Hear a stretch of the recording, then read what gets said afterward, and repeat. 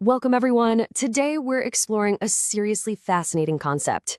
We're going to look at the rapidly growing cities of South Asia not just as concrete jungles, but as living, breathing organisms. Throughout this explainer, we'll break down exactly how to implement extended producer responsibility frameworks in developing economies, specifically through the lens of systemic design.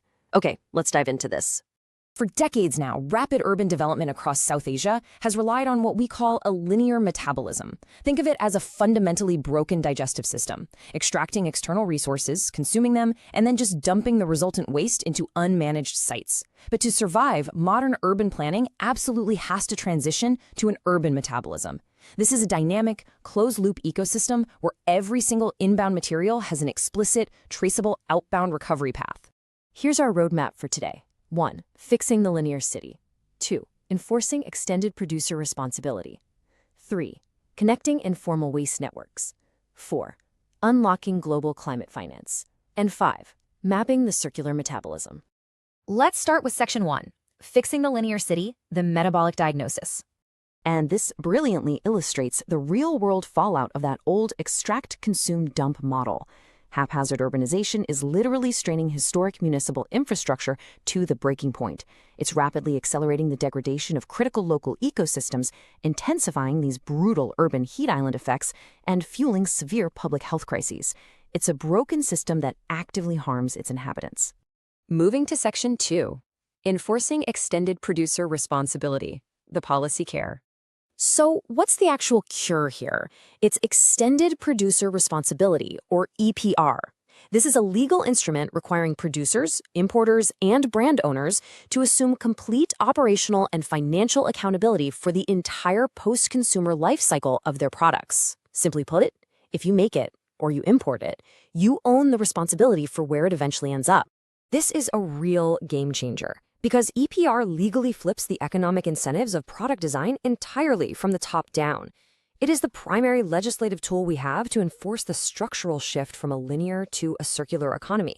Because think about it, if a brand actually has to foot the bill to recover their packaging, you better believe they're going to design it to be easily recyclable from day one.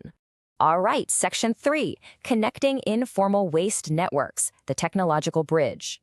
Now, what's really interesting about this is the massive historical bottleneck we always run into. On one side of the equation, you have formal legislative rules. These are rigid, top-down government mandates. But on the ground, the actual physical waste collection is run by a massive, highly fragmented, and chaotic informal sector. It's a complete disconnect. So how do we fix it? We introduce PIBO portals. PIBO stands for Producers, Importers, and Brand Owners. These specialized digital infrastructures function as decentralized data hubs. They act as that desperately needed technological bridge, directly linking those rigid formal mandates with the vital on-the-ground informal networks. Let's walk through exactly how this data flow works. First, manufacturers log their total domestic market placement volumes. Then, smart algorithms take over and match those volumes against verified physical collection metrics. Finally, decentralized material recovery networks use that data to actively and fairly integrate informal waste workers. It takes a purely theoretical framework and turns it into a compliant, functioning market. And formalizing these networks through regional circularity labs is a total win-win. We're implementing vital safety training, ensuring consistent digital compensation, and building localized collection hubs. This massively elevates local socioeconomic conditions. At the same time, it generates clean, highly predictable streams of segregated post-consumer plastics, which dramatically lowers processing costs for the industry. That brings us to Section 4, Unlocking Global Climate Finance, the Financial Engine. Now, I want you to really think about this for a second. How exactly does the physical grassroots act of keeping garbage out of a local landfill trigger international climate finance? Well, it all comes down to emissions.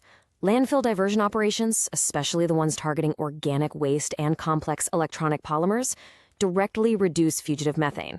Plus, pulling out reusable materials completely eliminates the massive carbon footprint of manufacturing virgin alternatives. And under the Paris Agreement's Article 6, these verifiable carbon reductions can actually be commercialized. But here's the catch. Capturing those financial streams requires rigorous technical oversight. We're talking about Article 6 accounting. These are strict, mandatory technical protocols designed to prevent any risk of double counting, ensuring a carbon reduction is credited solely to a single funder. You absolutely need blockchain-verified tracking and precise oversight here. So, the crucial point is this. By embedding these precise tracking systems, municipal recovery facilities can take raw, localized waste collection data and convert it directly into high-value international carbon offsets. You're literally taking local operational data and using it to physically draw international green investments straight into local infrastructure development. And the financial implications here are just staggering. We aren't talking about generating 50 cents a click from web traffic. By mastering these strict Article 6 protocols and EPR data frameworks, organizations establish serious institutional domain authority. This unlocks high-ticket, five-figure thought leadership contracts, consultancies, and research grants. The verified data itself becomes a massive, lucrative asset. Bringing us to our final section, Section 5, Mapping the Circular Metabolism, the Spatial Brain.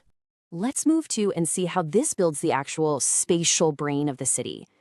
To physically map a city's metabolism, you need immense raw data fed into advanced geographic information systems, or GIS. We're looking at things like real-time waste generation density layers, population metrics, local transportation networks, and even localized topographical risks. Once all that spatial data is ingested, the GIS network analysis engine gets to work. First, it mathematically identifies the absolute optimal positioning for decentralized material recovery facilities. Then, it uses that positioning to generate ultra-efficient, low-emission, intra-city logistics routes for the waste collection fleets. It's literally optimizing the physical flow of the city. And when you integrate these systems with broader urban infrastructure, it is incredible to see. You start expanding localized EV collection fleets and building highly walkable city corridors right around these clean recovery hubs. These optimized, data-driven routes act like the healthy veins of the living city, actively reversing the historical damage caused by unplanned urban sprawl. So, I'm going to leave you with this final thought. Take a look at the streets outside your window. Is your city's metabolism currently creating a toxic, linear legacy, or is it utilizing data to build a tracked, closed-loop future? The blueprint is definitely out there. Thanks for joining me on this explainer, and keep exploring the systems that shape our world.